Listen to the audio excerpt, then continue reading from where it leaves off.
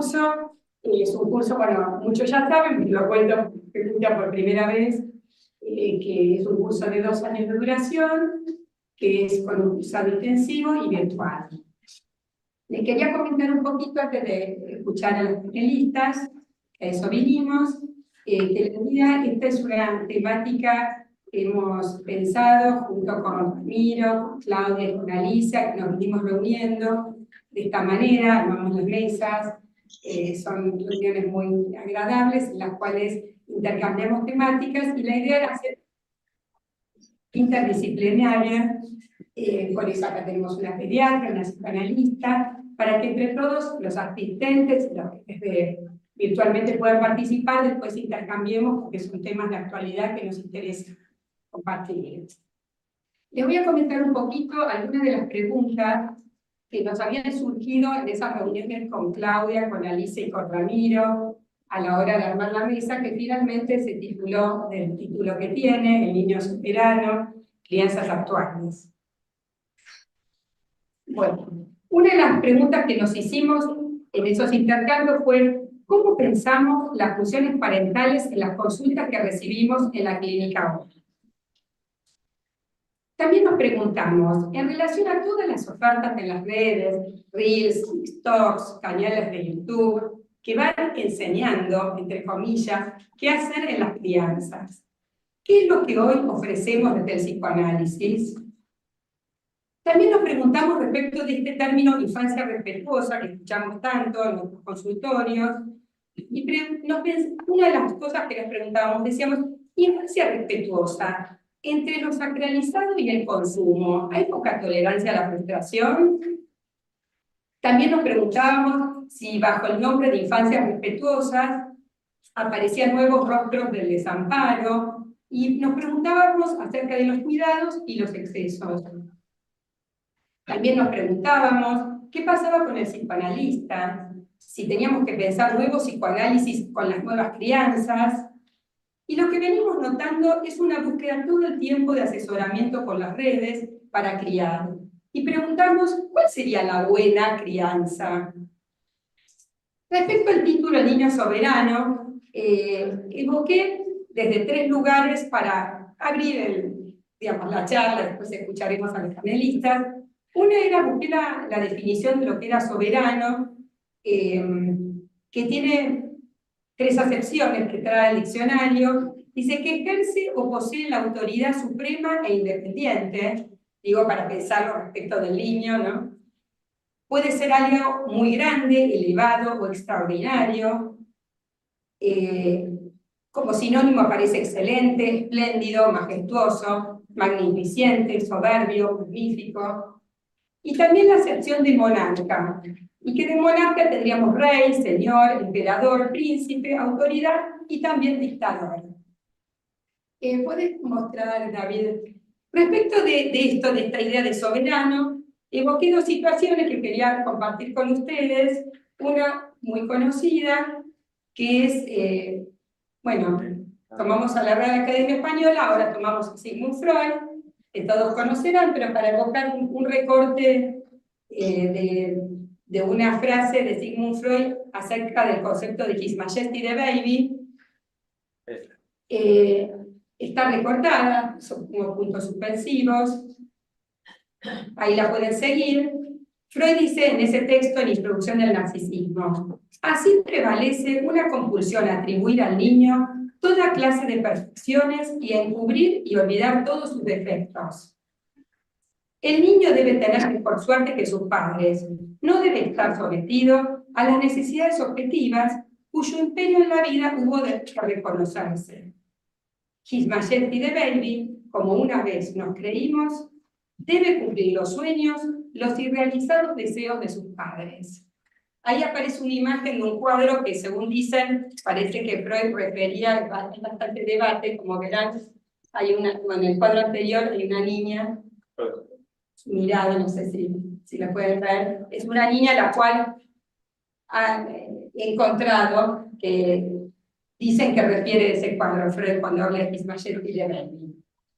Después la otra imagen que evoqué respecto del tema del rey, es un texto que a mí me gusta mucho, del Principito, de Saint-Exupéry, que seleccioné dos partecitas nada más en el capítulo del rey, para hablar de lo soberano, si quieres pasarlo, para que lo puedan seguir. En una parte dice, el primero estaba habitado por un rey, un planeta. El rey estaba instalado, vestido de púrpura y armiño, sobre un trono muy simple y sin embargo majestuoso. Ah, he aquí un súbdito, exclamó el rey cuando divisó al Principito. Y el Principito se preguntó, ¿cómo puede reconocerme si nunca me ha visto antes? No sabía que para los reyes el mundo está muy simplificado. Todos los hombres son súbditos. Acércate para que te vea mejor, le dijo el rey, que estaba muy orgulloso de ser rey para alguien. La otra. Elegí un par de frases. Porque el rey cuidaba especialmente que su autoridad fuera respetada. No toleraba la desobediencia. Era un monarca absoluto, pero, como era muy bueno, impartía órdenes razonables. Y decía habitualmente, si yo ordenara a un general convertirse en ave marina, y si el general no obedeciera, no sería la culpa del general, sería mi culpa. Bueno, muchas gracias. Vamos a escuchar a los panelistas. Bueno, voy a arrancar yo. Dale. Vamos a escuchar a la doctora Mercedes Granati, médica pediatra. Gracias. Bueno, agradecerle la invitación, agradecérselas de verdad, porque para mí es un gusto poder pensar con ustedes. Yo me siento, por ahí es una confesión un poco fuerte para arrancar, pero yo me siento más cómoda en estos ámbitos que en los ámbitos pediátricos. Entonces, participar de este lugar me genera un aire, un alivio, una posibilidad de pensar, y encontrarme con la gente que me encuentro me da un placer muy especial, así que gracias de verdad. Me convocaron mucho el punteo que hiciste al principio, me parece que es muy interesante y que esto se relaciona un poco con lo que acabo de decir de sentirme más cómoda en estos ámbitos. Digo, todo lo que pasa con las redes tiene mucho que ver con el lugar que ha dejado vacante la pediatría. Que la pediatría se ha convertido en un lugar, hemos vuelto filosóficamente a mucho atrás, ¿no? Donde se atiende el cuerpo del niño. Se lo pesa, se lo mide, se le quitan las vacunas y nos vemos en 6 meses. Y en 6 meses pasa de todo. Pasa de todo, quiere decir que el chico no puede dejar el pañal, que la madre no puede dejar la teta, que duermen todos juntos, que el colegio es un problema, que la vida cotidiana es un problema, la alimentación, el sueño. Entonces van apareciendo kiosquitos que se van ocupando de esto. El coaching del sueño, el coaching de la alimentación, el coaching de alimentación es rarísimo. Entonces me pregunto qué pasó con la pediatría, que por ahí no es este el ámbito para desarrollarlo, pero digo, yo creo que cuando yo tengo un montón de consultas que tienen que ver con crianza, y les digo a los padres, esto es pediatría, como diciéndoles, fíjense qué están haciendo. Porque esto es pediatría, saber qué le pasa a un niño, entender cuál es el momento. Digo, yo escuchaba todo lo que vos planteaste, ¿no? His Majesty the Baby, fantástico. Pero His Majesty the Baby hasta un determinado momento, ¿no es cierto? Cuando His Majesty sigue siendo forever and ever y algo del tiempo no ha pasado, que tal vez tenga su ventaja en alguna subjetividad, ¿no? Si el tiempo no pasa, entonces seguimos siendo todos jóvenes para siempre y nadie se envejece y nadie se deteriora y nadie se muere, y qué sé yo. Lo que yo encuentro, digamos, como común denominador en la clínica es que es mucha dificultad para crecer, mucha dificultad en la separación, implica también mucha dificultad en la unión. Y esto lo conecto con infancia respetuosa o crianza respetuosa. Ya si hay que aclarar que es respetuosa, algo estamos haciendo mal. Si el parto es respetuoso, algo estamos denunciando. Entonces no hagamos parto respetuoso, denunciemos lo que hay que denunciar, me parece. De respetuosa tiene poco la crianza en este momento, en las situaciones que estamos planteando. A mí me sirvió muchísimo un texto que me compartió Claudia Levin a propósito de la ternura de Ulloa, y ahí entendí tanto, le pude poner como nombres adecuados a situaciones que vemos en nombre del apego, en nombre del apego seguro. Lo que está pasando es el apoderamiento del que hablaba Ulloa, ¿no? Sí. El no poder frenar el impulso de hacer con el hijo lo que yo quiero. Y entonces, que él lo plantea en 3 palabras de una manera maravillosa, ¿no? Lo que falla es la empatía y el miramiento, la posibilidad de reconocer a un otro como un otro. Y ahí estamos. A ver, no sé por dónde empezar. No sé si empezar por... Bueno, yo no adhiero al colecho, no adhiero a todas estas modalidades nuevas del BLW, que el niño se alimente por sí mismo, donde la distancia que recorre el niño es desde su codo a la boca, cuando la alimentación es un acto que es relacional fundamentalmente. Entonces, la introducción de la cucharita es una cucharita que recorre una distancia entre el cuerpo del otro y el cuerpo del niño. Eso, digamos, la BLW, y las madres están extasiadas de que el chico agarra el arbolito del brócoli, se come el brócoli, y digo, estamos llenos de chicos de clase media para arriba de bajo peso, pero que comen brócoli. Entonces digo, ¿qué estamos haciendo? Porque digo, de la alimentación hay mucho para hablar, donde decir la palabra azúcar es tremendo. Entonces, si le sacamos el azúcar, le sacamos la harina, le sacamos los lácteos porque no sé qué, le sacamos las proteínas de origen animal porque es un... Digo, con quinoa y brócoli no alimentamos un chico. Entonces, digo, el problema viene por todos lados. El colecho. Arranquemos con el colecho, ¿no? El chico no tiene un lugar propio. Entonces digo, lo de infancia, crianza respetuosa o respetado, qué sé yo, si el chico no tiene un lugar propio, vamos a pensarlo de nuevo. Pero además el colecho que no termina, que no termina nunca. Así es. Y digo, ¿qué está pasando? Donde entonces las parejas se rompen en pedazos y la intimidad de la pareja te la deben. Entonces me parece que, y a eso, digo, el chico se convierte en la fuente del erotismo de la madre seguro, el padre en general se va a dormir a la cama. Y esto me parece que no es sin consecuencias. La teta. La teta libre demanda es una trampa, me parece a mí. Por empezar, que cada uno de nosotros entiende demanda como distinto. Entonces, decir teta libre demanda, hay madres que creen que porque el chico hace es teta, porque es libre demanda. Sí, pero digo, ¿en qué momento entendiste que el quería decir teta o quería decir hambre?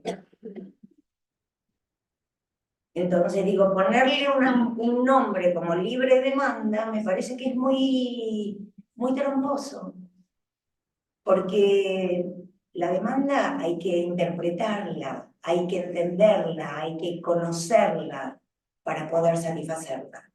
Si no, no es satisfacción de la demanda, es otra cosa.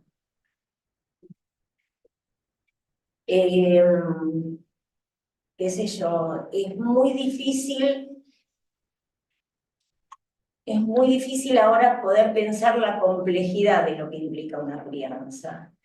Ya cuando uno lee en las normas otras trampas, ¿no? Se me vienen a la cabeza, como la de la libre demanda. Las pautas de a qué edad, ¿no? ¿A qué edad tiene que empezar a comer otra cosa un bebé? Y yo digo, cuando el bebé está interesado. Porque si vamos a decir a los 6 meses, estamos pensando que los bebés de 6 meses son todos iguales. No tengo 2 iguales en el consultorio. ¿Cómo puede ser? Entonces a los 6 meses empezamos a probar con palta, porque ahora si no le pones palta,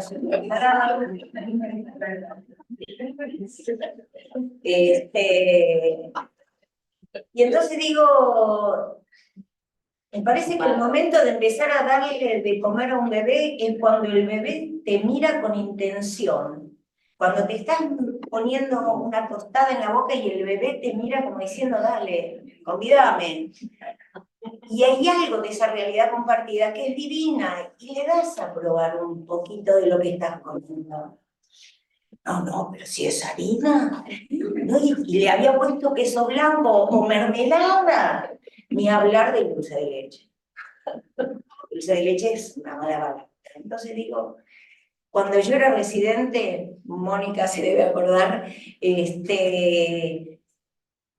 Roca Tagliata nos enseñaba a hacer dulce de leche casero a las residentes para que las residentes pudiéramos enseñarle a las mamás a hacer dulce de leche casero con leche de vaca y azúcar.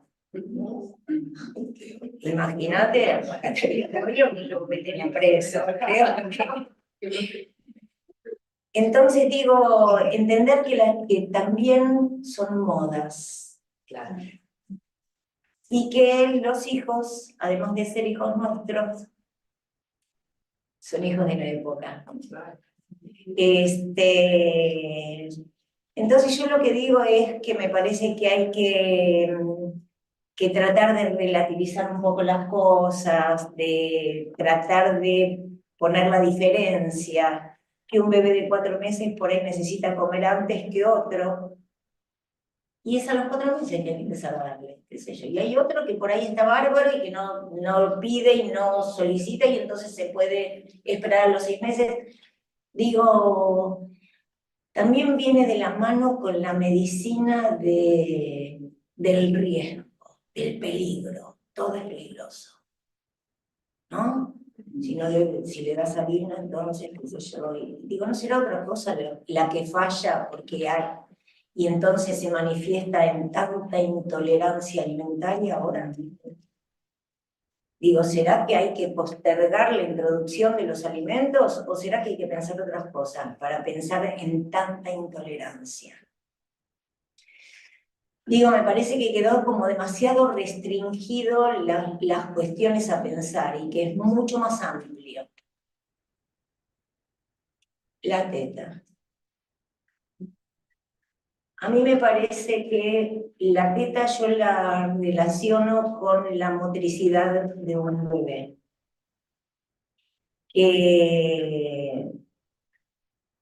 Trabajar la motricidad de un bebé y verla en acción en el consultorio, por eso la consulta de un bebé tiene que ser en el consultorio, en el piso más que en la camilla. Y entonces uno ve si el chico se da vuelta o no se da vuelta, si le interesa el juguete o no le interesa el juguete, si la mira a la madre y le solicita todo, porque esto se arma tempranamente. Hay bebés que al 4.º mes les pones un juguete y les interesa el juguete e intentan ir a buscar el juguete y la motricidad se desenvuelve en función de ese interés, o si el bebé la mira a la mamá y le protesta y la mamá ya entiende que el bebé está pidiendo el juguete y va y le alcanza el juguete. ¿El camino de la autonomía o el camino de la dependencia? Entonces digo, meter un bebé en la cama, con la teta al lado, a una remera que se levanta, y tomo teta a libre demanda toda la noche, es el camino de la dependencia, sin lugar a dudas. Es no discriminar la demanda, es el camino de la dependencia, es muy complejo. Cuando el bebé empieza, digamos, hablemos de un bebé que está bien madurativamente, que está en un entorno adecuado, que se le permite la posibilidad de desenvolverse de manera autónoma en el piso.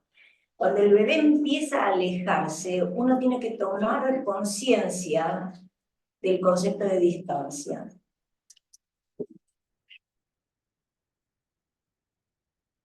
Me parece que generar en un niño que tiene la posibilidad de empezar a alejarse y a tomar distancia, entender que la madre tenga en su cuerpo algo que atrae el interés del bebé al cuerpo de la madre y empieza a ser un poco obstáculo de otras cosas. Entonces digo, empezar a trabajar algo de el destete, que tiene que ver con la introducción de los alimentos y que tiene que ver con las alternativas y con otras variables, es tempranamente. Pero claro, si por un lado tenemos todo el mandato de que ahora es pegado, si en nombre del apego, como si el apego fuera contacto, como si el contacto garantizara el apego. Estamos hablando de cosas que no tienen que ver. Y tenemos por un lado ese mandato y por el otro lado lo tóxico y lo peligroso de la alimentación, y estamos fritos. No tenemos posibilidad de salir.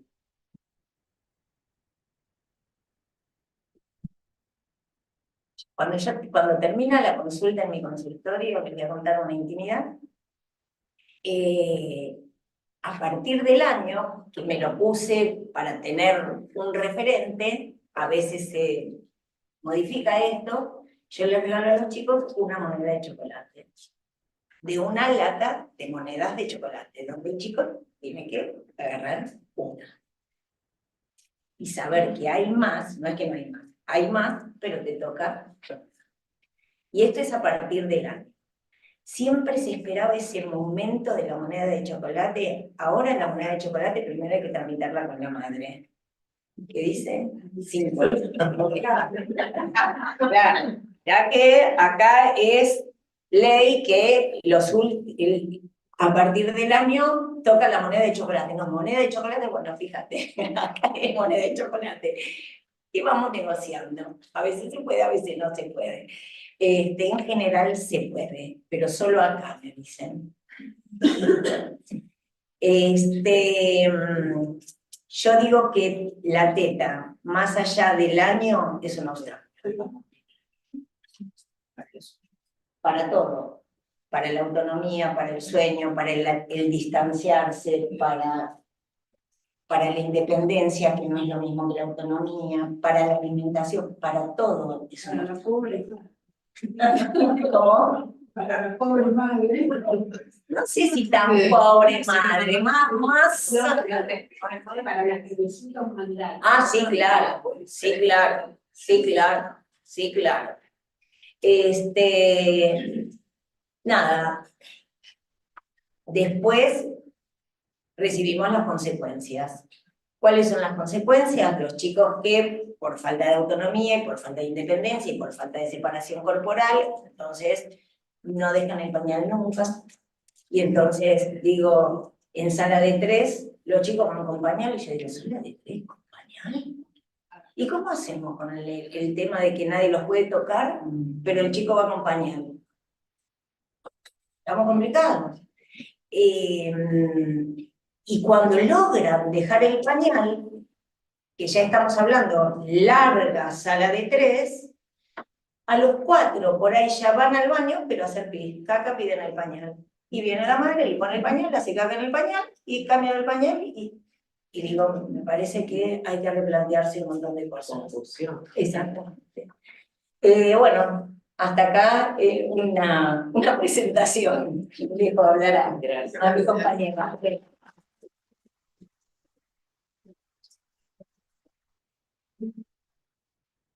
ahora vamos a escuchar a Giorgio, psicoanalista y docente de la casa. Bien, bueno, muchas gracias. Vínculo muy estrecho con la Escuela de Niños desde sus inicios, así que muy contenta de estar acá. Vos sabés que cuando vos hablas de los pediatras y la formación, nosotros acá tenemos una colega muy querida, pediatra, que se formó y después dijo, me voy a dedicar al psicoanálisis de niños. Yo le decía, no, Claro, pediatra como claro, vos, porque sí, es así. claro. Bueno. Bien. Voy a empezar leyendo una cita de una novela que dice: esta casa no podemos más que imaginárnosla. Solo la conoce abuela. No la sostienen paredes, pues, sino palabras. Es el libro de las casas de Andrea Baiani y es un capítulo que se llama Casa de Abuela Niña, ¿no? Y que vive a través del relato de esta abuela. Bien, lo primero que yo hice fue hacer una brevísima reseña con intervalos de 30 años, ¿no? De cómo concebimos o cómo se han concebido a los niños, ¿no? Y voy a empezar por el niño de la psicología, ¿no? De los años 50 y pico, 60. Cito, Florencio Escardón. En el movimiento cultural de nuestra comunidad se ha registrado en los últimos tiempos una serie de fenómenos positivos que se han presentado de tal manera precisos y precipitados que merecen, sin mayor metáfora, el nombre de mutaciones de la conciencia colectiva, ¿no? Y está hablando de escuela para padres, ¿no? Hace referencia a lo que llamaron allí preocupación psicológica, que condujo a una pregunta que es la que abre la edición de Escuela para Padres, 3 tomos, editado por Eva Giberti en 1961, primera edición, que dice: todo reside en saber qué es un niño. En esta primera edición se descubre para un público amplio la importancia de los primeros 5 años de vida para el futuro de cada persona, puesto que lo ocurrido en ese tiempo, cito, quedará grabado perdurablemente en la psiquis del ser humano, ¿no? Me parece muy lindo, así como cosas de hace 60 y pico de años. Y cito algunos pequeños fragmentos. Y no lo obliguen a tomar partido por uno de los dos. Eso es cruel, muy cruel, y los distorsiona emotivamente. Traten de evitarse un hijo testigo y no intenten ganar un hijo aliado en contra del compañero, porque aunque momentáneamente parezca un consuelo, el tiempo se cobrará en la conducta irregular del niño ese impensado y evitable egoísmo de muchos padres. Cito otra: los adultos suponen que lo que más interesa al niño es el juguete, cuando en cambio lo que precisa es el jugar, y para ello cualquier elemento y su imaginación son suficientes. Así recorrerán temas como el desamor, un agravio a la niñez, se llama uno de los capítulos, tener fe en los niños, ¿no? Que hace referencia a la confianza en lo que pueden hacer, ¿no? El capítulo. Una actitud vital, el buen humor, el cuestionamiento de los castigos severos y sobre todo el vas a ver cuando llegue tu padre, ¿no? Era muy años 60, ¿no? Aquí se ve la producción de infancia con un niño ser descifrado y comprendido en sus deseos, motivaciones y dificultades. Y se enfatiza el niño como sujeto de derechos, que es algo, digamos, que arranca desde el siglo XVI, digamos, hasta sobre todo fuerte en la modernidad, ¿no? Por revolución industrial, por revolución francesa, ¿no? Que permite que un padre no tenga la libertad de elegir de mandarlo a la escuela o que trabaje en el taller, digamos, ¿no? Es decir, que son leyes que han protegido la educación de los niños desde hace mucho tiempo. Y que sorprende volver a escuchar, ¿no? Determinados posicionamientos actuales. Saltamos 30 años y vamos al niño del consumo, años 90, ¿no? Un libro que no pierde vigencia, ¿no? De Cristina Corer e Ignacio Neukovich. ¿Qué dirían hoy si lo estuviéramos, ¿no? ¿Qué escribirían de hoy, ¿no? El famoso libro que acabó la infancia y el ensayo sobre la institución de la niñez. ¿no? Que parten de la separación, de que la separación simbólica del mundo adulto y el mundo infantil, instaurada por la modernidad, empieza a flaquear cuando el niño ocupa el lugar de consumidor. Es decir, que esa fundación de la infancia, ¿no? A través de las instituciones educativas, asistenciales, jurídicas, en los años 90 empiezan a caer en pos de los medios de comunicación masiva, ¿no? Y los inicios recién de Internet, ¿no? Porque es un libro de los 90 todavía, ¿no? Entonces, se va erigiendo como sede de difusión del saber, en ese momento la televisión, y muchas veces desde una opinión ligera, ¿no? Desde lo que está de moda también, ¿no? Pero empiezan a ser estos actores significativos en la educación de los niños, ¿no? El discurso de los medios junto con el marketing definen al niño como consumidor, igualando el lugar de los adultos. Por eso hablan los autores de la desaparición de la infancia, no de los niños, ¿no? Como institución. Y además toma como exponente, ¿no? La época de los Simpsons, ¿no? En dos sentidos, ¿no? En el sentido de el contenido y también en el modo de producción discursiva, ¿no es cierto?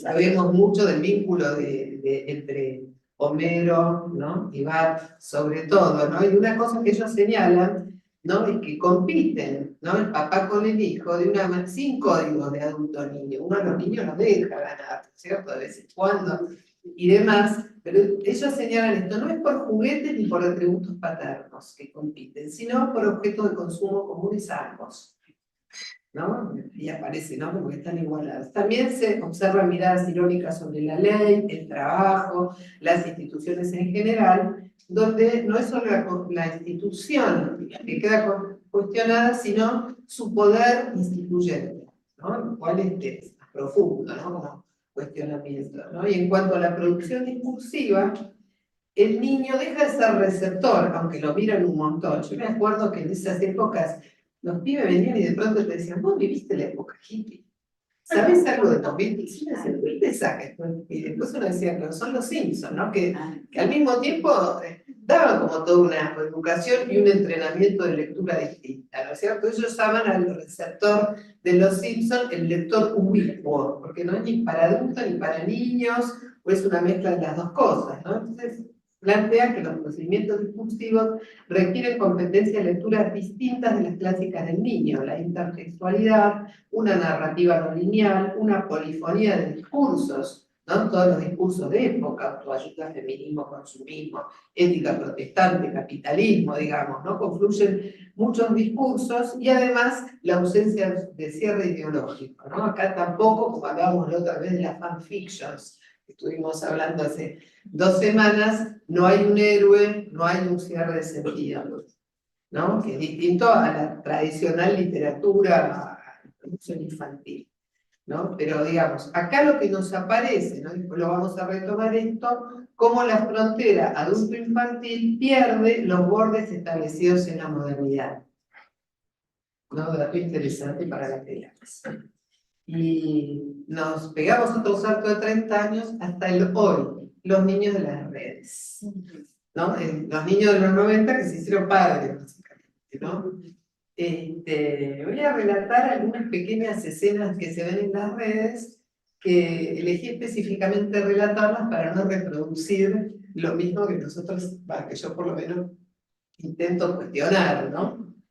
Un bebé alrededor de 1 año está en brazos de su papá y mira perplejo a otro adulto que está al lado, idéntico a su padre, ¿no es cierto? Medio parado frente a él, es decir, el papá es un gemelo. La escena de estos adultos gemelos es grabada y transformada en reel, sin que sepamos la duración de la situación y si alguien asistió a este niño, que estaba como más interesante grabar al pibe que asistirlo en su desconcierto, ¿no? En otra escena vemos a un nene de menos de 1 año llorando en su cuna y unas manos le acercan un fajo de $. El niño deja de llorar, reel publicado, ya está. Un nene de unos 2 años le dice adiós a su chupete en esta escena donde se está grabando un videíto. El nene está con el chupete está atado a un montón de globos de gas, vuela con música, muy gracioso también publicado. ¿no? La última, que bueno, hay muchas, ¿no? Pero un streamer bastante conocido en Argentina está dirigiéndose a su hijo de 15 años allí presente, dice, hoy es martes, toca paja, ¿no? Cumplís 15, pensar que hace 15 años la puse. Ah, no, 16. El chico esboza una media sonrisa incómoda. Estas son escenas en que la imagen, para ser mostrada públicamente, va avanzando sobre el espacio de intimidad y de la palabra. ¿No? Vuelvo sobre la idea de esa casa hecha de palabra de la abuela, ¿no es cierto? Los niños no son solo consumidores en las redes, sino que también son objetos de consumo en ese sentido, ¿no? Muchos de sus padres también están tomados por ellas, ¿no? Por esto de mostrar y demás, y también un poco alienados por la omnipresencia del mundo del trabajo a través de los WhatsApp, los grupos, etcétera, etcétera. ¿No? Hay países donde ya están empezando a legislar esto, ¿no? En el sentido de que no se puede mandar mensajes por el horario de trabajo, etcétera, etcétera, pero digamos que ahí hay un lío respecto de la intimidad de la casa, el trabajo, los niños, la palabra, ¿no? Bastante grande. En esas mismas redes se busca el conocimiento, esto que vos decías, ¿no? Los consejos, etcétera, ¿no? En la medida, como dice un sociólogo francés que se llama Gerard Bronnet, ¿no? En un libro que se llama Apocalipsis Cognitivo, título inquietante, ¿no? Y plantea esto, ¿no? Que las ideas también forman parte del mercado, ¿no? Y que desde ese punto de vista han cedido a los garantes del saber tradicional, han usurpado su lugar, ¿no es cierto? Y tratándose de la lógica del mercado, lo que predomina es la idea más agradable, ¿no? La idea más fundada, ¿no es cierto?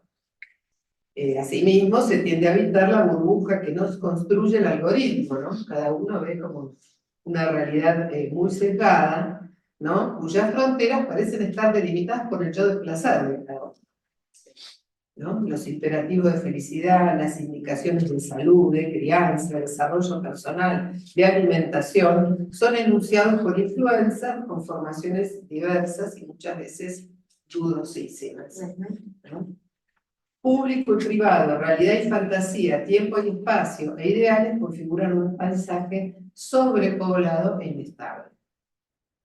Más allá de las diferencias epocales, tal vez podamos pensar algunas funciones de crianza que aparecen como indispensables, ¿no? La primera es la reverie, yo llamo reverie, holding, ¿no es cierto? Tenemos como distintos nombres, ¿no? Que tienen que ver con pensar al bebé para darle pensamientos, ¿no? Esto que vos planteabas, ¿no? Una mamá que no se pregunta lo que le pasa, es decir, ¿qué tendrá este niño? Hacer hipótesis, todo eso es el movimiento inicial para darle pensamientos a un niño, ¿no? Klein aporta en lo que ella llama el anhelo omnipresente de un inalcanzable estado interno perfecto, que se expresa en la fantasía universal de tener un mellizo, cuya contraparte es el sentimiento de soledad, que todos en mayor o menor medida padecemos y que se origina en la pérdida de la unidad prenatal, una pérdida que tiene que ocurrir, digamos, ¿no? La relación íntima de amamantamiento remeda esta situación a través de un contacto estrecho con la mamá, donde la comunicación de inconsciente a inconsciente seguirá siendo gesto y palabra. Para que esto sea posible necesitamos a Freud y la investidura del hijo, ubicando a los padres allí su propio narcisismo infantil. El crecimiento mental depende del alejamiento de ese narcisismo. Muchas veces yo me encuentro planteándole a los papás, bueno, llegó el momento de bajarlo del trono, ¿cierto? A este niño. Y el acercamiento a experiencias tales como el conocimiento de la relación privada e inaccesible de los padres entre sí, el nacimiento de hermanos, experiencias que van corriendo al niño de ese lugar de soledad. Bion, tomando una cita de Freud en División, Síntoma y Angustia, desarrolla la idea de cesura. Creo que él habla de la cesura del nacimiento, hay más continuidad entre la vida utrauterina y la vida extrauterina que lo que la impresionante cesura del nacimiento nos hace pensar en Freud. La cesura es un recurso que se usa en poesía que consiste en introducir una pausa en el interior de un verso, tanto para facilitar su recitado como para darle un ritmo y carácter particular. Y también se usa en música, el momento en que se respira. Utiliza este concepto para describir umbrales, cuyo atravesamiento supone enfrentar distintas turbulencias emocionales. Es decir, que junto con muchos otros pensadores podemos sostener que el crecimiento supone duelos, dolor y conflicto. Según Meltzer, se producen dos decisiones fundamentales para el crecimiento. El splitting vertical, la división bueno-malo, experiencia de satisfacción, experiencia de dolor, que abre a la diferenciación de manera que gratificación y frustración van construyendo el vínculo con la realidad. Recordemos que el vínculo con la realidad se construye a partir de experiencia y frustración, básicamente, por lo menos en torno a la línea del psicoanálisis, y el desarrollo de las funciones yoicas que Freud describe en los principios. Así se irá organizando un mundo a investir, fuera del perímetro emocional de la madre, ¿no? Para ello es necesario tanto acompañar y producir satisfacciones, como acompañar y sostener las inevitables y necesarias experiencias de frustración. El niño de las redes a veces encuentra dificultades aquí, ¿no? Con todo lo que es la instantariedad, etcétera, etcétera. Y el splitting horizontal, que es la separación adulto-infantil, que marca la condición de posibilidad de una relación triangular.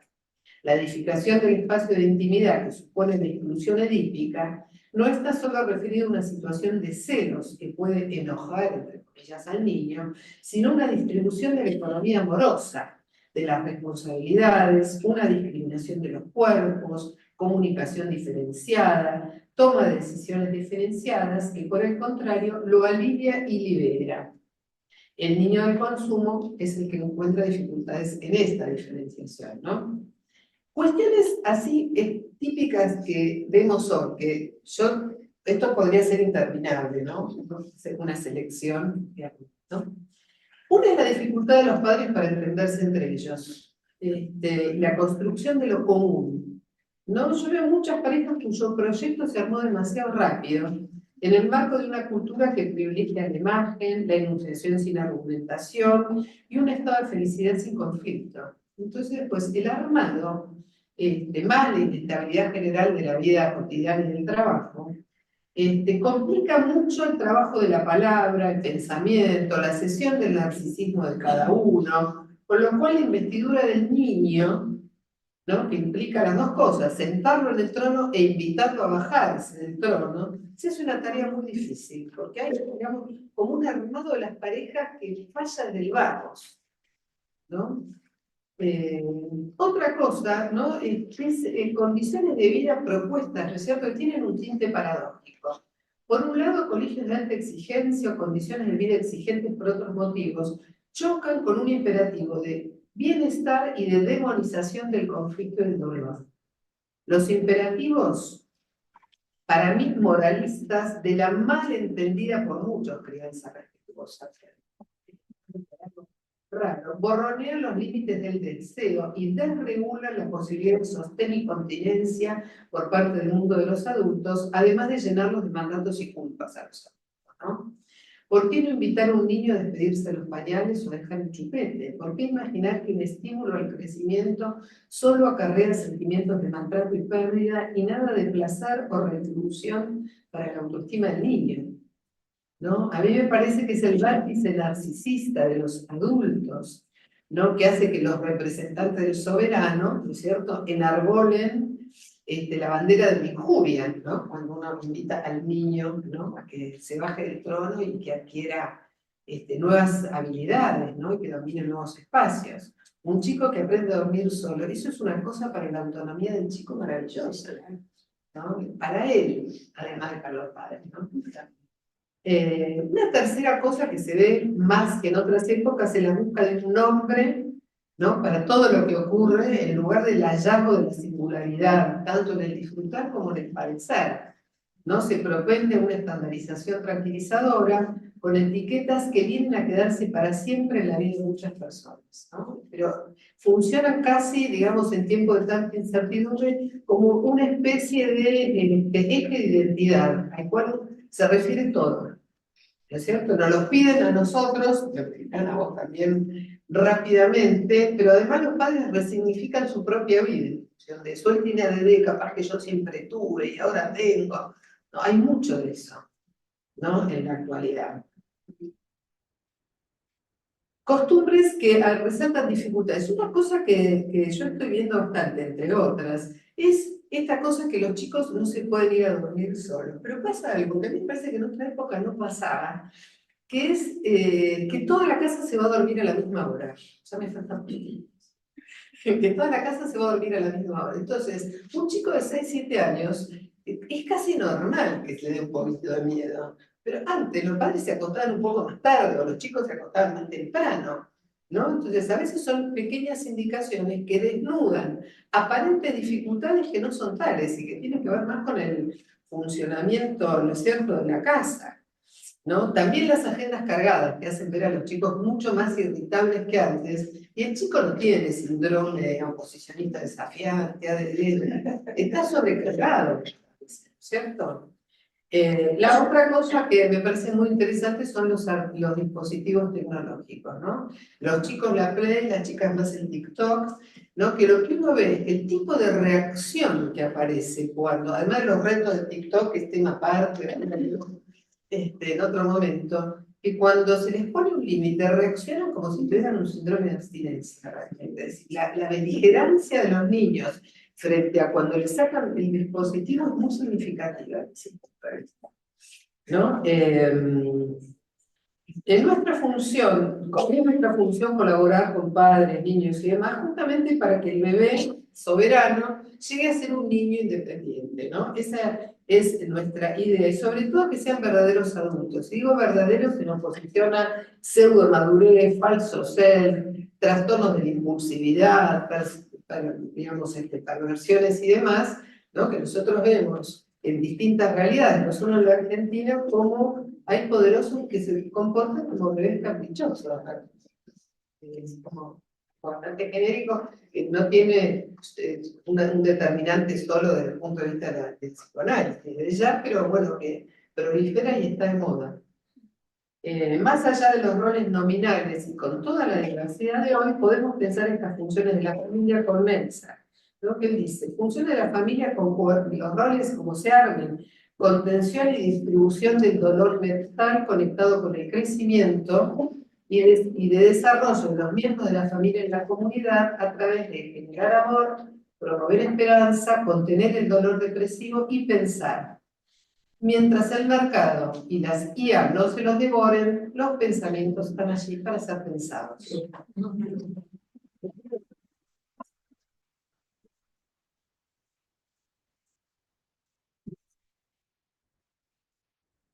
Muchas gracias. Ahora abrimos al público para generar intercambio. Alicia. David, ya está.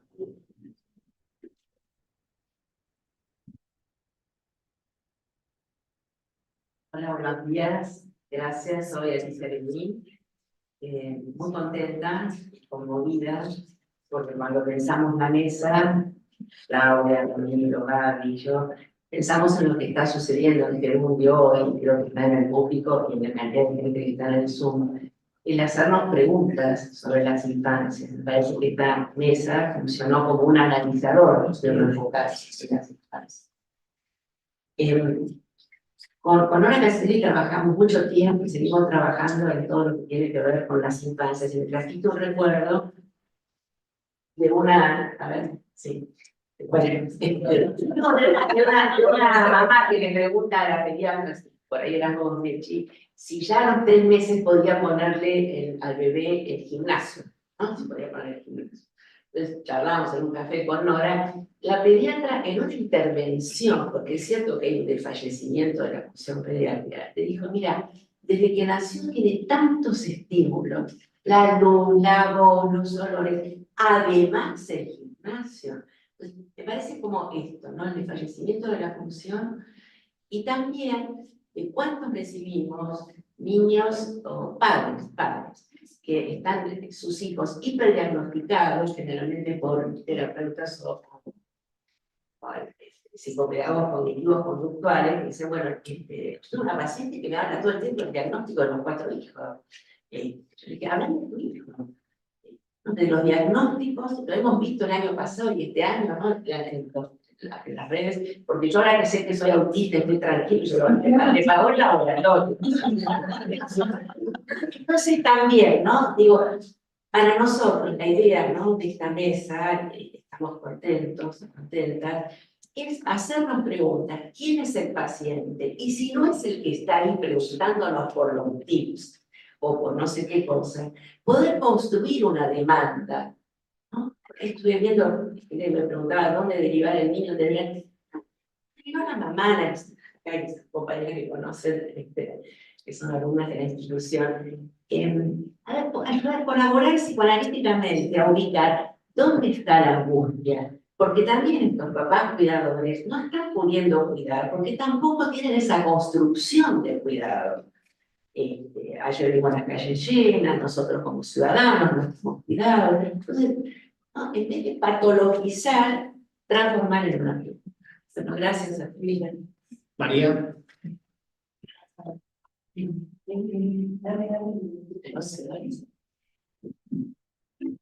Bueno, primero muchas gracias, realmente un lujo escuchar a la vida de mi soy muy agradecida. Y al equipo que está hablando, que me parece muy importante. Pensaba varias cosas en relación a la mesa. El niño soberano es el representante narcisista de los padres, ¿no? Como que se puede soltar este niño soberano dictatorial, porque hoy en día vemos casi casas, familias circulando a través de niños de 2 o 3 años que deciden un montón de cosas.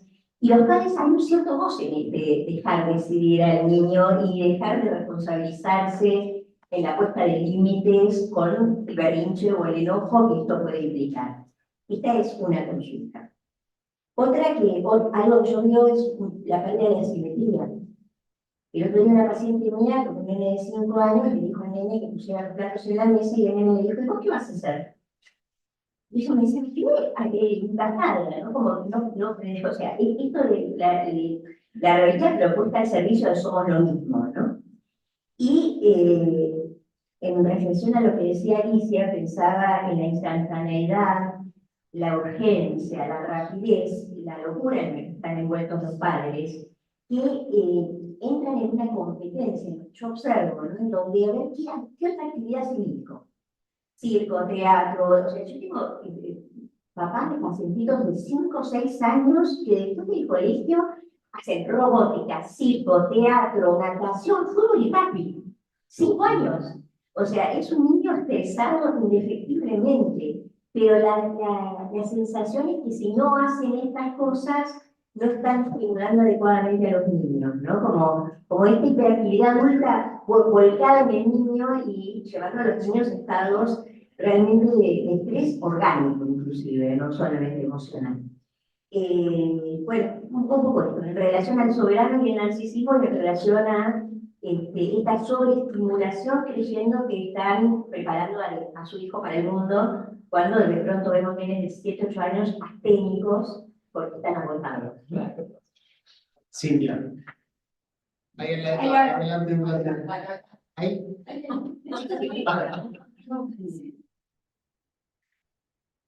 Mi nombre es Cintia Chantri y les agradezco muchísimo las exposiciones, me convocó mucho el tema. Me parece que es como empezar a hablar de algo enorme, muy, muy vasto, muy serio que estamos atravesando en este momento. 2 cuestiones quería tomar de todas las que plantearon. Me parecen todas muy interesantes, pero me quedé con el tema de la educación respetuosa. La crianza respetuosa, pero bueno, la educación también tiene que ser respetuosa. Y la teta. En relación a estas 2 cuestiones, me preguntaba si puede haber una crianza respetuosa cuando es una de las tareas imposibles si la pensamos como la educación, ¿no? Educar, gobernar y analizar es imposible. Y esto me hizo recordar cuando estudiaba Lacan por los 90, tenía un profesor un señor mayor muy amoroso para explicar y decía, bueno, la sexualidad es agresiva. Y yo, ¿cómo agresiva? Y sí, es un rasgo básico de la sexualidad. Y yo no entendía, y no, insistí con esto, entonces me explicó muy amablemente, bueno, vos tenés una señorita con las trenzas, toda prolijita, el vestidito almidonado, y esto no se quiebra, el narcisismo no se rompe en un punto, no hay sexualidad. Y me quedó claro. Pensaba si algo de esto está tratando de ser evitado, si no se puede ubicar ahí un límite que divida, que rompa, que no sostenga la simetría entre padres e hijos, ¿cómo pensaban la crianza respetuosa dentro de esta lógica propia del ser humano, ¿no? Y por otro lado, el tema de la teta, una pregunta que me insiste es, desde la otra vez, si se puede pensar sin movimiento. Yo sigo pensando esto porque vos ubicaban las cuestiones de la importancia del movimiento para desarrollar el pensamiento. Hablando de la marcha de ayer también, entre otras cosas, ¿no? Muchísimas gracias. Bien, ahora Liliana, y hablando de respetuosidad, sean breves, por favor, porque hay mucha gente que quiere hablar, así que, ¿ves? No, ya. Así que, por favor, igual vamos a hacer un par más, volvemos y después vamos, ¿sí? Hola, mi nombre es Liliana Jiménez, en principio agradecerles mucho. Y pensaba mientras escuchaba la frase de Nietzsche que el no se escucha a sí mismo está condenado a obedecer. Yo quería hacer como una salvedad o una observación de la técnica. Yo creo que hay un alejamiento de las madres o de los criadores un poco en escucharse a sí mismos. Yo no creo que se hayan perdido los indicios corporales del contacto con el bebé o con el hijo. Me parece que hay que rescatarlo. Me parece que el problema y los planteos que ustedes traen hoy son muy complejos, que tienen muchas variables, pero lo que sobre todo me preguntaba era si el grado de intrusión de todos estos que estuvimos ahora hablando, de la información, de las redes y demás, no ha como desplazado o obstruido el vínculo y los indicios corporales que son fundantes. O sea, yo no creo que las madres no estén de verdad cansadas de dar la teta, que no estén cansadas de no dormir, por ejemplo. O sea, lo que me parece es que hay cierta cuestión de indicio del contacto que se perdió. Me pregunto si será por la fuerza disruptiva de los grados de información y también me preguntaba si no hay cierto grado de desplazamiento en los ideales, ¿no? En la instrucción de la imagen, de la información y de otros ideales que tienen poco que ver con la empatía de la crianza.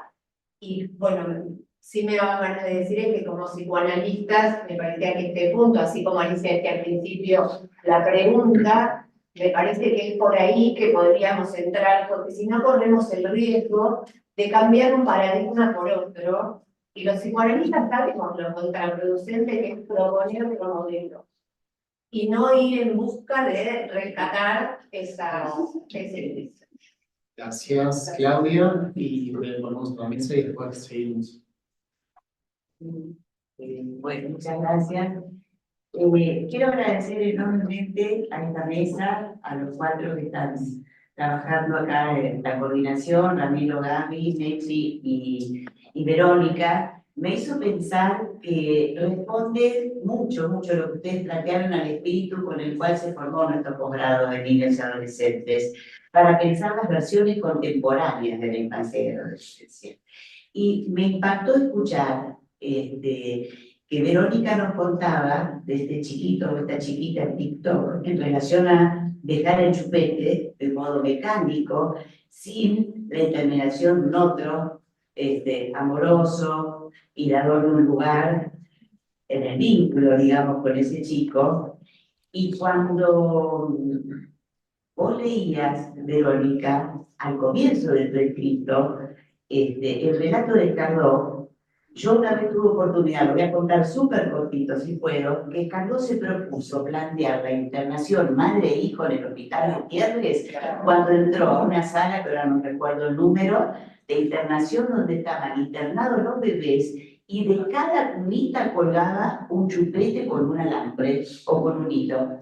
Y él dijo, él era un médico muy joven, con muy poco tiempo de trabajo ahí en el hospital, y dijo, yo te voy a proponer cambiar esto, ¿sí? Y ahí es donde, bueno, bregó por la internación madre-hijo, que después se extendió a muchos lugares del mundo. Y ahí lo que decía Mechi, ¿no? Cuánto se ha vuelto a lugares muy primitivos, vos decías, desde la pediatría.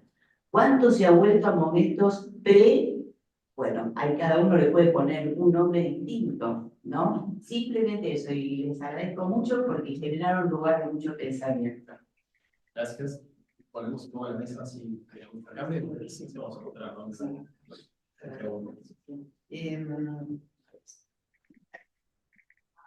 Había traído como un pequeño, ¿no? En relación a la estandarización, ¿no? Voy a leer un pedacito muy chiquitito de un informe y después les voy a decir de quién es, no de quién es real, ¿no? Pero en la sala estamos trabajando junto a ella con la aceptación de normas, consignas y rutinas, ya que sus ansias por jugar o sus deseos por agarrar un juguete priman ante la labor grupal. Por esta razón es necesario reiterar las consignas y en ocasiones tomarla de la mano para que pueda dirigirse donde va el grupo. Este es un informe de una niñita de sala de 2 nacida en pandemia.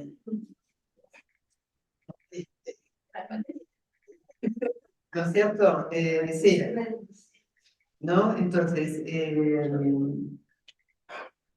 nosotros observamos, por un lado, niveles de exigencia que no tienen nada que ver con la singularidad del niño y por otro lado, unos niveles de laissez-faire que tampoco tienen nada que ver con la necesidad del niño, ¿no es cierto? En ese caso. Yo, en general, cuando los niñitos quieren elegir cuestiones así, decidir qué se hace, yo les planteo, uno les puede decir lo que sí puede elegir un chico pequeño, puede elegir si quiere helado de frutilla de chocolate, si se pone las medias azules o verdes, pero hay que dejarles claro que hay cosas que no se puede elegir helado. Y que esto no es violento. La crianza respetuosa dice basarse en Bombi, ¿no? Aprovechando que está María acá, Bombi se debe estar revolcando donde se encuentre en ese punto de vista, ¿no? Porque le han achacado a este pobre señor tan interesante, cosas tremendas desde ese punto de vista, ¿no? Entonces, nosotros vemos eso, ¿no? En relación a la teta, ¿no? El destete marca coordenadas espacio-temporales, porque es la espera y la distancia corporal, que digamos, si uno no logra ir construyendo lentamente coordenadas espacio-temporal, un artículo re lindo que se lee en general en la escuela de la construcción de las categorías de Marilu Pelento, y demás, ¿cómo se va a orientar? ¿Qué favor le hacemos? Demorando la construcción de estas categorías, ¿no es cierto? Un niño, ¿no? Y que es como decir la dependencia, porque muchas veces los chicos que no duermen bien de noche son los chicos que no dejaron la teta. Dejan la teta y empiezan a dormir toda la noche, lo cual es bastante interesante para cualquier ser humano, no solo para la mamá cansada, sino para el niño también, ¿no es cierto? Desde ese punto de vista, ¿no? Entonces, a mí me parece que, digamos, leer, yo siempre insisto mucho con el verbo invitación. Es decir, no estamos ni forzando, estamos invitando al niño a desarrollar nuevas cosas, estimulándolo. Vas a hacer que va a estar buenísimo dormir en tu cuarto, vas a hacer que está re bueno. No estamos exiliando un rey, ¿no? Es decir, la idea del exilio del rey forma parte del vértice narcisista de los propios padres y de los propios escritores, ¿no? De la crianza, ¿no? Que cuando a veces uno, por lo menos en el consultorio, me imagino que a vos te pasará lo mismo, cuando alivia un poco esta cosa de decir, para, chico puede decir que no, es necesario, es saludable, los papás se alivian un montón, ¿no? Entonces, me parece que desde el punto de vista nuestro, esto es muy importante, ¿no? Tanto la no estandarización de los diagnósticos. La otra vez también me hacen una consulta alguien argentino, pero que está viviendo en otro país, ¿no? Entonces, el pediatra le había dicho, a los 5 meses tiene que decir 3 fonemas, a los 8 meses tiene que decir 9 fonemas. Y si no hace todo esto, ya hay que llevarlo a un neurolingüista porque el chico tiene un problema. Entonces, digamos, cosas de esas nosotros vemos con demasiada frecuencia, ¿no es cierto? En este momento, ¿no? Y es importante, yo creo, Liliana, que vos planteabas, que es probable que parte de los registros personales se estén perdiendo por la pantallización, ¿no? De la existencia, ¿no? Esto que ustedes están... ¿Cómo? Desestimado. Sí, desestimado. Están ahí. Sí, pero uno ve mucho, yo me doy cuenta que en mi consultorio ahora casi que no compro plastilina, porque los chicos no la usan, es decir, hay muy poca manipulación en general de las cosas. O juegan, sacando a los chicos muy chiquitos, qué sé yo, de menos 4 años, ponele 4 años por ahí, que usan, se sientan en el piso, dibujan, hacen cosas, hay muy poco uso de juguetes. ¿No? Y ahí se empieza como, claro, exactamente, ¿no? Entonces, se empieza a perder mucho de lo que es ese registro corporal. Yo quería retomar algo que trajo Alicia y después continuaste vos, de lo que se le agrega a los chicos, ¿no? El gimnasio a los 3 meses y vas agregando, y a los 5 años tiene una agenda peor que la nuestra.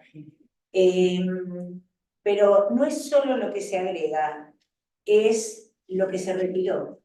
Claro. Y ahí estamos un poco complejos. Las mamás, me pasó mucho en el consultorio que para saber qué teta le tienen que dar ahora, miran la aplicación, a ver qué teta le di. Y yo le digo, pero escúchame, no saques el teléfono, tocate la teta y fíjate cuál tiene más leche, ¿entendés? Pero se retiró el cuerpo. Se retiró el cuerpo de los padres. Las mamás que dan la teta a libre demanda no están en ese acto, no están ahí. Entonces digo, rescatar esto me parece muy importante. Digo, ponerle, que finalmente terminás poniéndole la pantalla y con eso ya está. Es haberse retirado de la escena de juego con el chico, es haber retirado el cuerpo, la palabra, la dinámica dialógica. Esto es. Entonces digo, se convirtieron en choferes que llevan y traen y rápido y el tránsito y entonces suben al pibe, lo tiran al pibe. Digo, me parece que hay una retirada fuerte. Y hay que rescatar esto, me parece muy interesante. Volvemos a hacer ronda. Sandra. Bueno, felicito tu nombre, Sandra, Sandra Borovescu, bueno, primero felicito al curso superior y académico por la mesa, son interesantes, temáticas que nos recorren. Y me he quedado pensando qué importante desde nuestro lugar, cuando escuchamos estas demandas, estas cuestiones, el trabajo con el pediatra. Porque me parece que no podemos dejar de lado al pediatra, porque el niño tiene que ir al pediatra, tiene que consultar estas cosas con el pediatra. A veces nos gusta más o nos gusta menos lo que el pediatra indica.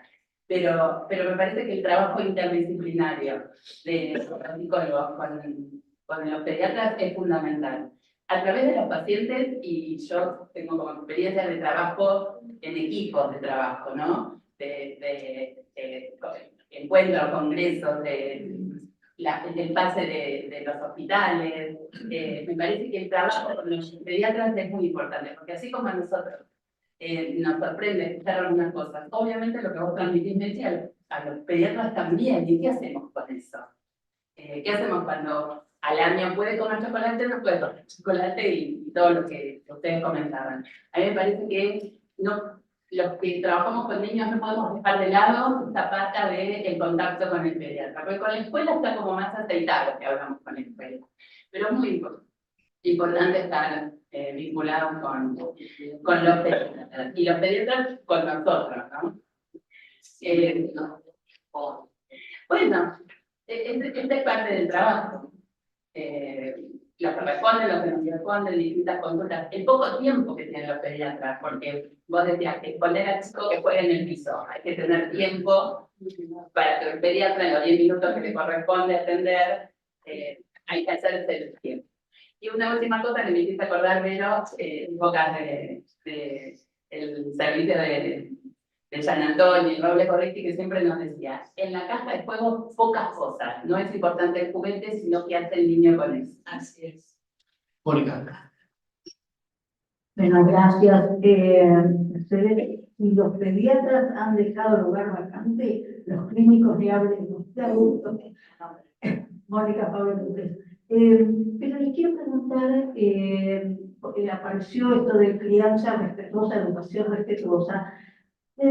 Si no hay como cierta, como dejar librado a que el niño se autorregule, que las familias se autorregulen. Digo, en una reunión de padres de primaria, la maestra decía, este grupo es intolerante a la frustración, no pueden esperar que termine de hablar el compañero.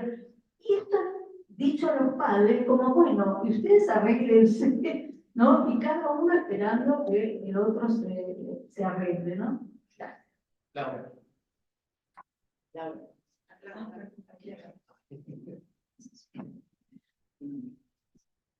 María Laura Méndez. Te quiero agradecer la mesa, me resultó muy interesante y quisiera decir dos cosas, vamos. La primera es la cuestión, Mechi, que para mí saben que es una obsesión, además de distancia, es una cuestión de ritmo. Los seres vivos somos seres rítmicos. Entonces, cuando es a demanda, no hay ritmo. Y esto es muy grave. Y debe tener otras consecuencias que ni siquiera hoy podemos evaluar, ¿no? La otra cuestión que me parece interesante, así escuchando, decía, ¿es un problema hoy el niño soberano? ¿O es un grave problema de infantilización adulta como síntoma social? Y esto me parece realmente muy grave. A ver, esto es lo que hay que ponerse a trabajar. ¿Qué pasa con esta infantilización? Por un lado, el extremo individualismo, que hace muy difícil cualquier situación de convivencia, ya lo sabemos. Y la otra es, bueno, además de esto, los ideales absolutos, que claro, el ideal de pareja, el ideal de hijo, que no existe, que no existió nunca. Y querría solamente decir una última cosita. El binarismo privado-público es propio de la modernidad. Esto aparece con la modernidad, ¿no? Y hoy tendríamos que repensarlo, porque hay otra cuestión, que se rompió esa frontera. No hay un colectivo que sostenga, no hay un colectivo, porque el colectivo son las redes, y así no se armó. No sé, es posible que se arme, no sabemos, pero sí hay que volver a repensar cómo planteamos hoy qué es privado y qué es público, cómo se articula. Sí. Gloria. Bueno, Gloria Ranzoli, muchas gracias. La verdad que me hicieron pensar un montón.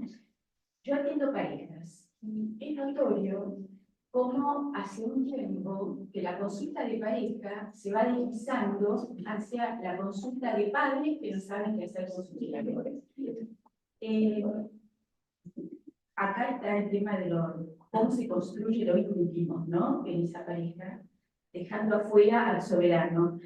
Y a mí me pasa, no sé si están de acuerdo los que trabajan en estas temáticas, que lo que veo es que hay como una especie de tensión o de paradoja entre lo que sería el colecho y la dificultad en el destete, la premura por la autonomía de los niños, ¿no? Y ahí tomo algo que venían diciendo ustedes, compañeros, respecto de los cuerpos, porque me parece que este tema de las modas,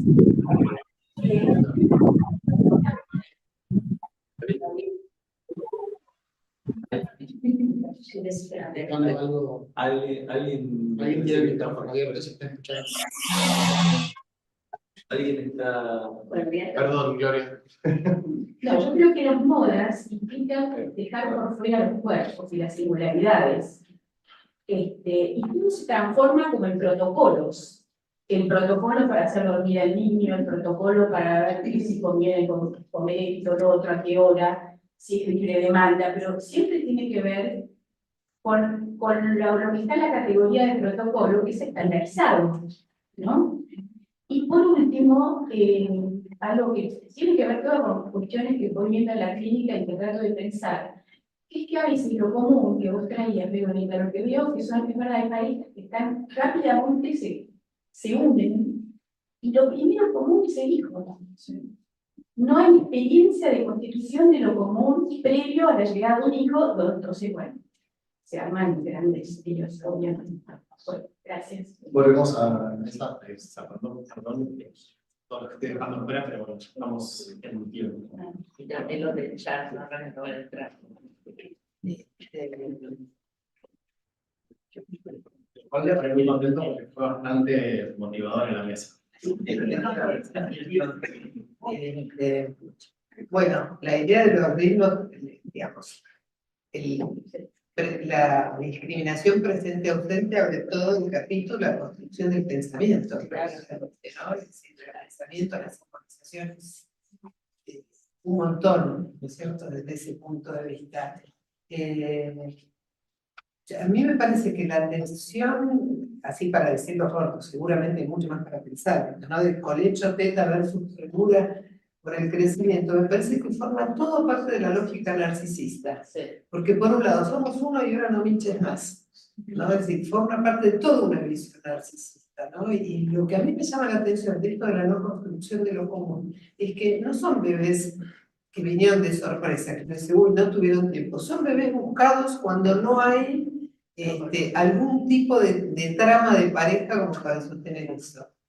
Y termina, en vez de hacerlo común, es el campo de batalla, ¿no? Y es bastante frecuente en este momento eso, ¿no? ¿Alguna cosita que quieras decir? Porque ya no... Estuvo muy bueno, muy lindo el intercambio, que da para seguir, porque bueno, hasta acá planteamos las cosas, y ahora digo, ¿no? Hay que ponerse a trabajar en esto, a trabajar en conjunto, me parece que esta es la posibilidad, ¿no?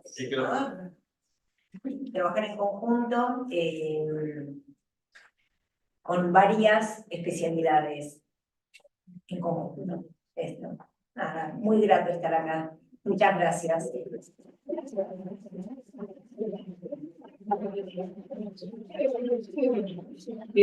Para empezar, sí, otras cositas para comentar muy breves. Por ejemplo, en Escandinavia, no me acuerdo en qué país volvieron a los libros de papel. Niños que los ven por primera vez. ¿Qué hay medidas? En Turín se prohibió el uso del chat GPT para niños menores de 13 años porque no hay filtro para que encuentren cualquier cosa. Es decir, hay como, digamos, pequeñas acciones que tenemos que seguir nosotros. Y el otro es el relatario. Bueno, primero queríamos, bueno, que quedó pendiente agradecer al espacio de científica que todos los años nos da lugar, curso superior, agradecer a la linda concurrencia, el intercambio. La idea es estos temas era abrir el intercambio con distintas disciplinas, pediatras, psicoanalistas, hay especialistas en filosofía, como lo digo, los tenemos, digamos, además de todos nosotros.